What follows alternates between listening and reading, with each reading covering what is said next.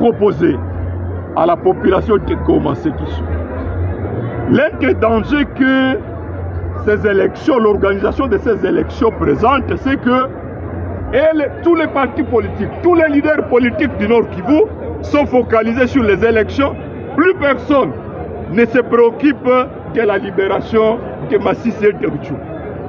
Même les acteurs des mouvements citoyens, ceux qui étaient en train de mobiliser pour les manifestations, ils sont candidats, ils ne sont plus à mesure de mobiliser.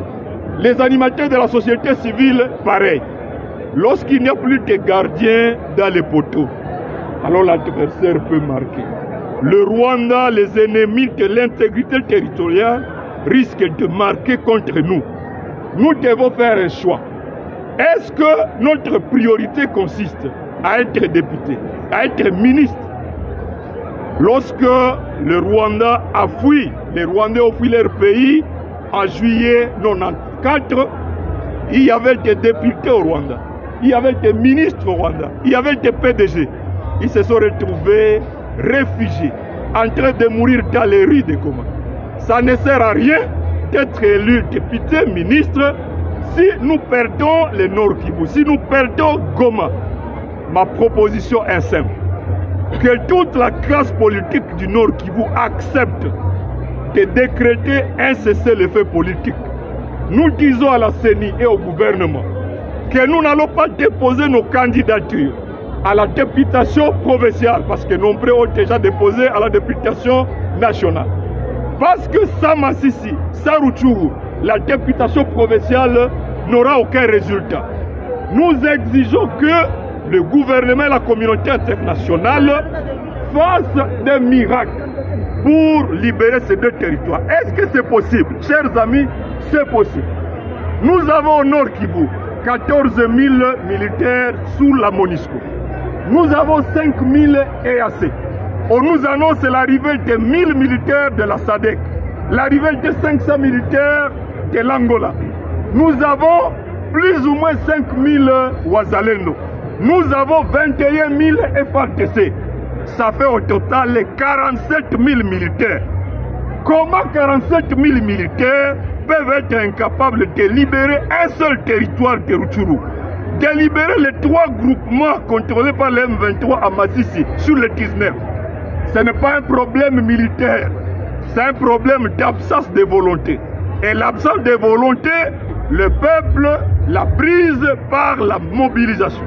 En 2013, il y avait absence de volonté lorsque le M23 a pris le contrôle de Goma.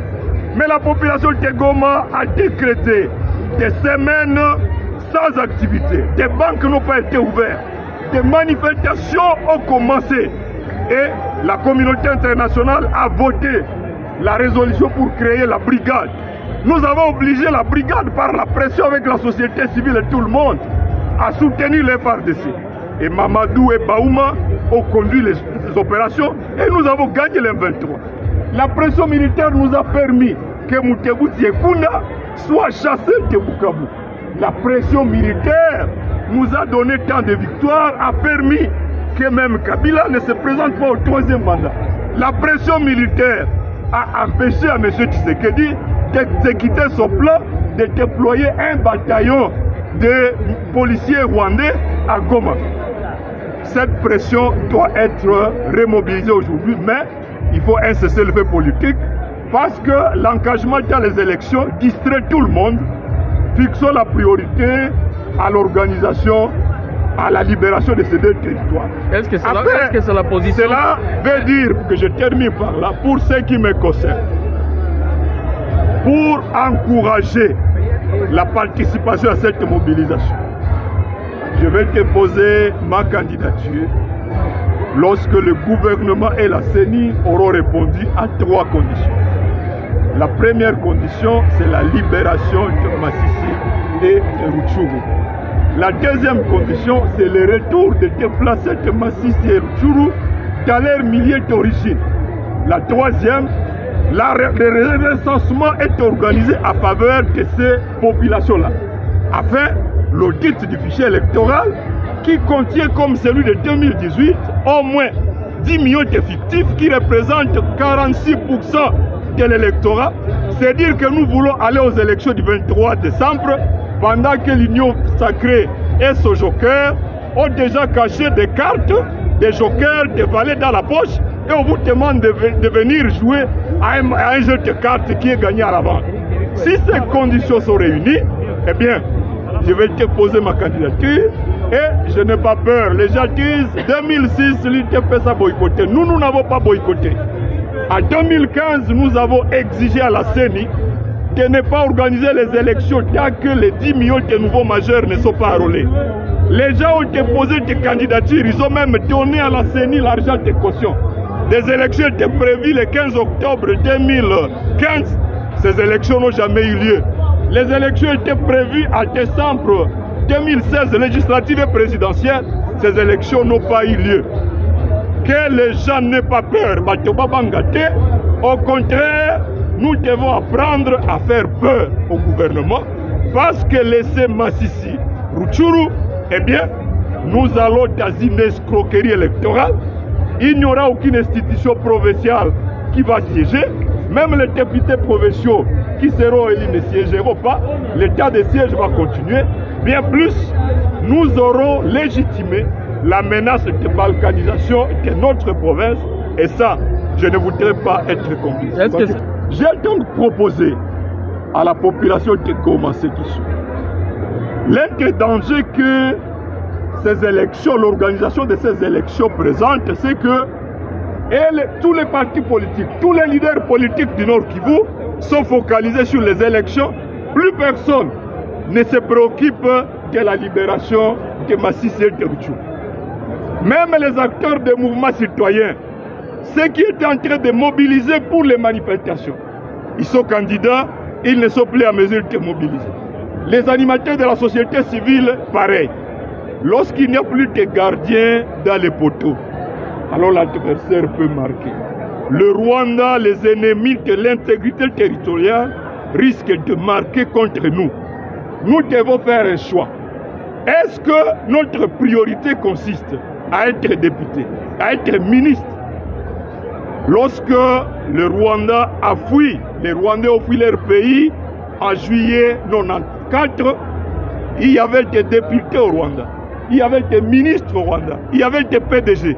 Ils se sont retrouvés réfugiés, en train de mourir dans les rues de Goma.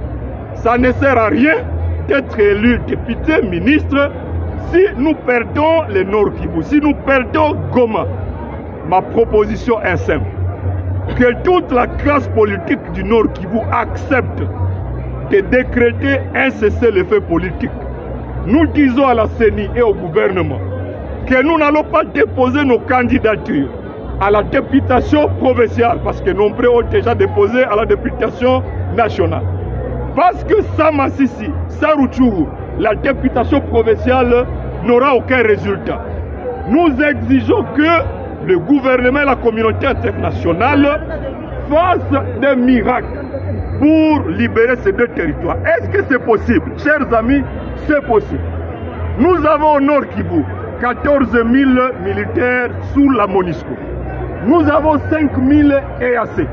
On nous annonce l'arrivée de 1000 militaires de la SADC, l'arrivée de 500 militaires de l'Angola. Nous avons plus ou moins 5 000 Wazalendo. Nous avons 21 000 FARDC. Ça fait au total 47 000 militaires. Comment 47 000 militaires peuvent être incapables de libérer un seul territoire de Rutshuru, de libérer les 3 groupements contrôlés par le M23 à Massissi sur le 19? Ce n'est pas un problème militaire, c'est un problème d'absence de volonté. Et l'absence de volonté, le peuple l'a prise par la mobilisation.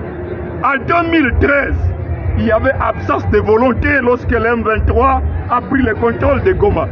Mais la population de Goma a décrété des semaines sans activité. Des banques n'ont pas été ouvertes.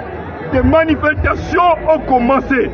Et la communauté internationale a voté la résolution pour créer la brigade. Nous avons obligé la brigade par la pression avec la société civile et tout le monde à soutenir les FARDC. Et Mamadou et Baouma ont conduit les opérations et nous avons gagné les M23. La pression militaire nous a permis que Moutebouti Ekunda soit chassé de Bukavu. La pression militaire nous a donné tant de victoires, a permis que même Kabila ne se présente pas au troisième mandat. La pression militaire a empêché à M. Tshisekedi d'exécuter son plan de déployer un bataillon de policiers rwandais à Goma. Cette pression doit être remobilisée aujourd'hui, mais il faut un cessez-le-feu politique parce que l'engagement dans les élections distrait tout le monde. Fixons la priorité à l'organisation, à la libération de ces deux territoires. Est-ce que c'est la position? Cela veut dire que je termine par là, pour ce qui me concerne, pour encourager la participation à cette mobilisation, je vais déposer ma candidature lorsque le gouvernement et la CENI auront répondu à 3 conditions. La première condition, c'est la libération de Masisi et de Rutshuru. La deuxième condition, c'est le retour de déplacés de Masisi et Rutshuru dans leur milieu d'origine. La troisième, le recensement est organisé à faveur de ces populations-là, afin l'audit du fichier électoral qui contient, comme celui de 2018, au moins 10 millions de fictifs qui représentent 46% de l'électorat. C'est dire que nous voulons aller aux élections du 23 décembre pendant que l'Union sacrée et son joker ont déjà caché des cartes, des jokers, des valets dans la poche et on vous demande de venir jouer à un jeu de cartes qui est gagné à l'avance.